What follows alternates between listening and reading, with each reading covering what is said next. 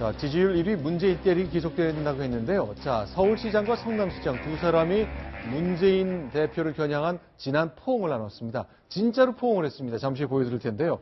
자, 구창 차장께 좀 질문 드릴게요. 네. 이럴 만한 사정이 있을 정도로 박원순 시장 지지율이 생각보다 높지 않습니다. 네. 박 시장은 어제 대선 출마를 사실상 공식 선언을 했습니다. 네. 근데 이제 박 시장의 그 지지율이 워낙 높지 않다 보니까 네. 뭐 이렇게 주목도가 좀 떨어지는데 당내에서 박 시장보다 지금 지지율이 높은 후보가 이재명 성남시장 아닙니까? 네. 그러다 보니까 이제 공동 정선 앞서 나가고 있는 문재인 의원을 견제하기 위해서 이 박원순 이재명 연대를 저렇게 호응하는 모습을 연출하면서 보여주고 있습니다. 이동희 차장, 이건 네. 어떤 얘기입니까? 예, 오늘 라디오 인터뷰에서 했던 이야기로 기억이 되는데요. 네. 대선 후보 경선 가면 내가 이긴다. 지금 지지율이 잠깐 정체를 빚고 있지만 조정이고 앞으로 이길 수 있다라고 자신 있게 이야기를 하면서 지금 그러니까 이미 경선을 치러서 대선 후보를 결정했던 룰이 있는데 네. 그 사람들이 주요 권력을 장악하고 있다. 이분들이 이렇게까지 해왔는데 네. 앞으로 또 나를 불리하게 하기 위해서 뭔가 수를 쓰겠느냐. 그렇지 않다. 이 룰대로만 해도 내가 이길 수 있다라고 하면서 아주 강한 자신감을 보였는데요. 이런 말도 덧붙이더라고요. 지금까지 정체된 이유는 내가 박근혜 대통령 물러나게 하는데 역할을 크게 했고 그 역할이 다 돼가니까 잠시 정체를 빚지만 앞으로는 미래를 이야기하겠다. 즉 확실한 공약을 걸고 국민들의 지지를 다시 한번 받을 수 있다라는 아주 강력한 자신감을 보이는 대목이 인상적이었습니다. 네. 네. 이 시장의 저 얘기는요. 네. 제가 작년 12월 19일 날 성남시에 가서 인터뷰를 할 때 했던 얘기를 똑같이 리바이벌 한 건데요. 아, 직접 만났을 때도 이해했습니까? 성남 이제 시에 가서 이제 이재명 씨랑 인터뷰를 하는데 당신은 지금 불리한 거 아니냐. 어떻게 보면 이 하부 조직이라고 할 수 있는 이 당원들 중에 네. 문재인 의원을 좋아하는 그 당원들이 많고 또 현역 국회의원 중에 지난 2016년 4월 총선 공천 과정에 문재인 후보와 가까운 의원들이 많이 포진했기 때문에 네. 위아래로 이 친문 문재인 후보를 지지할 수 있는 세력이 돼 있는데 네. 과연 왜 그 변방의 장수인 당신이 그 경선을 돌파할 수 있겠느냐 이렇게 질문을 했더니 네. 나는 국민적 지지를 높이 받고 있기 때문에 네. 지금 현재 국민 누구나 당원과 차별화됨 없이 1인 1표를 행사할 수 있다라면 나는 그걸 국민의 힘으로 돌파할 수 있다. 이런 자신감을 보이고 있거든요. 그런데 그 자신감을 보이는 것은 자신이 국민 지지율이 높다라는 어떤 이제 새로운 네. 자신감의 표현이다. 이렇게 볼 수 있을 것 같습니다. 네. 뭐 사당 체제로 네.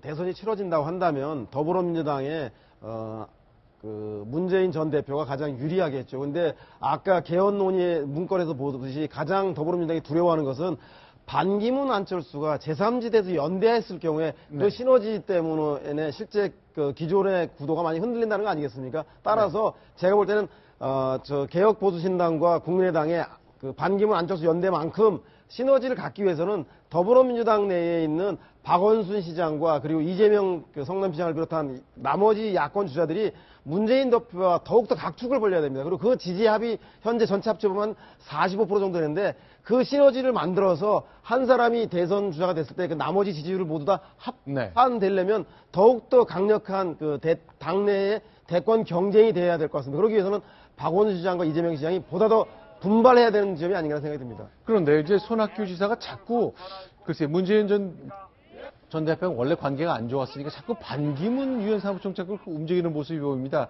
그러다 보니까 안희정 충남지사가 나선 거죠. 그렇습니다. 안희정 지사가 SNS에 글을 올렸는데요. 네. 좀 강력한 이야기였습니다. 특히나 손학규 전 대표에게 한 이야기인데 정치 일선에서 은퇴해달라는 이야기를 했습니다.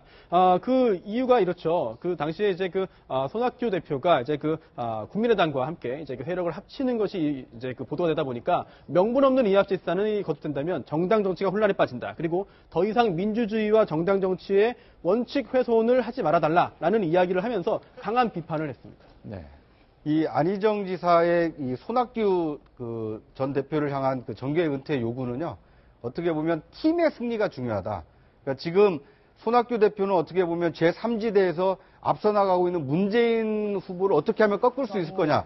이런 이합집산을 요구를 하고 있는데 안희정 지사는 지금 더불어민주당 소속 아닙니까? 그러니까 네. 더불어민주당의 승리 또 네. 정권 교체가 중요하다. 그런데 왜 자꾸 제3지대에서 이 정권 교체를 방해하는 일을 하고 있느냐. 네. 이런 명분 없는 일을 하지 말아달라고 얘기하면서 더불어민주당의 어떤 당원이라든지 지지자들에게 안희정 개인의 어떤 대권 행보보다는 우리 더불어민주당으로의 정권 교체를 더 원하는 사람이다. 이런 이미지를 좀 만들고 있다고 볼 수 있을 것 같습니다. 안희정 지사의 돌직구는 좀 상당히 아쉬운 점이 있는데요. 반기문 전 사무총장에 대해서도 강하게 비판을 했고 이두 번째 이어 손학규 전 상임고문에게 대해서 강한 비판을 하고 있는데 제가 볼 때는 오히려 더불어민주당에서 관심을 가져야 될 것은 현재 더불어민주당의 그 민주정책연구원에서 나온 보고서가 문재인 전 대표에게 유리하게 그 작용할 정도로 사실상 문재인을 위한 그 지도부가 아니냐라는 식의 비난을 받고 있거든요. 따라서 오히려 손학규 대표를 비판하기 앞서서 당내에 있는 친문 지도부라든가 외연을 확장하고 있지 못한 문재인 전 대표의 지도부에 대해서 오히려 쓴소리라는 것이 더욱더 낫지 않았겠는가 그런 아쉬움은 좀 남는 대목인 것 같습니다. 자, 이제 경쟁을 해야 된 상대입니다만 문재인 대표를 겨냥해서 뭔가 다른 구도가 짜지는 것 맞겠다고 나섰습니다. 자, 여러 가지 정치적 함의가 있겠죠. 계속 이런 변화를 추적해 보겠습니다.